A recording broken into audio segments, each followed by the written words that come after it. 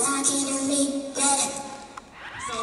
a little bit about the trend, and meanwhile we talk about, we have a little PowerPoint presentation about the upcoming trend for 2009, what we see in Europe, what's going to happening, and I'll tell you one thing, curls are mandatory, perms, waves are coming back. No of the designer of this year's Pret-a-Porter said to us, no more straight hair. We have a renaissance of the softness of the curls. So just, we have a little pictures coming up, but we bring out the girls here. They do some hair updos because this is how versatile Hairdreams is. You know, I said earlier, hair has to move, hair has to flow.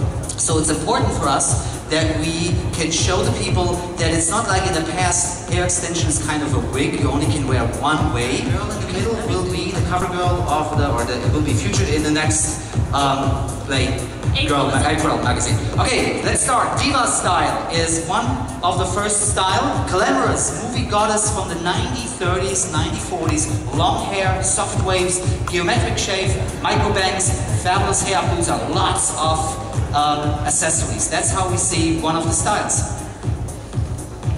Our other styles that we have are our pop art. Our pop art is more colourful. It's got a 1960s, 1970s kind of feel to it.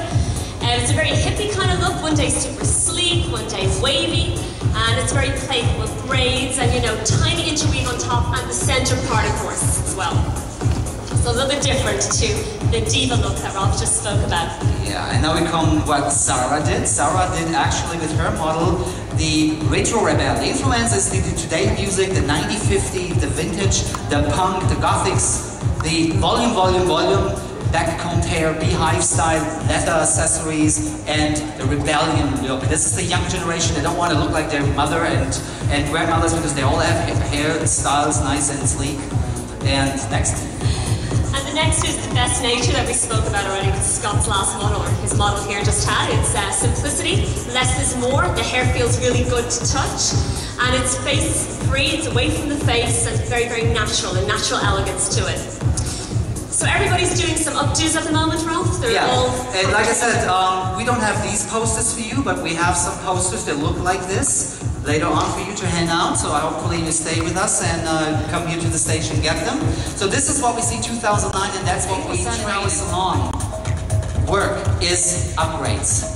15% is volumizing, because everyone wants thicker hair, right? If I ask this lady over here, do you want longer, shorter hair? You will say longer, of course.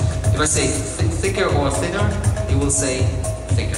So thickening service is 50% and 5% is only the lengthening. Be real, right? Good. And yeah, as we said here, if you be ready to move, to be, you know, more successful, more accepted as a hair stylist, rather than a hair designer, that's what we call it. When you are actually create something from scratch, then you are a designer. Then it's time to move up to the next level with Hairdreams. And yeah, the girl's almost done here. Yes, it looks very good. I'm just watching very simple ways to make up styles, you know, which is good. It's quick in the salon, and the hair extensions, you can't even tell. The points are so comfortable to wear as well. You just did a braid. Actually quite of a career. He was actually a color educator, and as we heard earlier from Tabata, she said she did cutting for a while, and then she did a while, she get bored, and she did coloring, then she get bored, and she likes to do both. And I think this is how I was trained to do everything, you know, because if you have a client that you take from simple, fine, middle-length hair to long hair, you need to give up some ideas, you know. They come back and ask for a lot more to do, and I think, you know, it's a great job. It's a great team that we actually have here in the United States, and these people, they are the one that will train you in your area when you are becoming perfect. Has to actually get the client to actually have the hair extensions. You know, a lot of people, they hear the price, they get scared, so it's good to kind of have the right consultation as well. Even with Michelle's model, I mean, she has, we did the color, we did the bleaching in the front, she had that already, we did a color all over, but she comes back in 4 or 5 weeks and needs maybe a color uptouch, so we also talk about in our seminars about hair color. Even if we don't have hair color, but we teach you how to do hair color, and we also teach you how to bend. They cannot afford to be too crazy with color, so the color is hidden when she walks, but if she lifts it up, then the color goes really good. Nothing with fake hair. It's so much easier just to go in, slap in, you know, 1 or 2 bundles of extensions, and then you have all the hair that you need to work with. I'm stuck on the pantyhose with the fake hair. I have a vision. I just, like Ralph said, I wanted to bring out the nice red color, so I gave her something a little bit more fun, a little bit edgy, and basically just took sections, twisted, and pinned. It's really, really simple. It looks amazing. But having the length, it made it easy. So.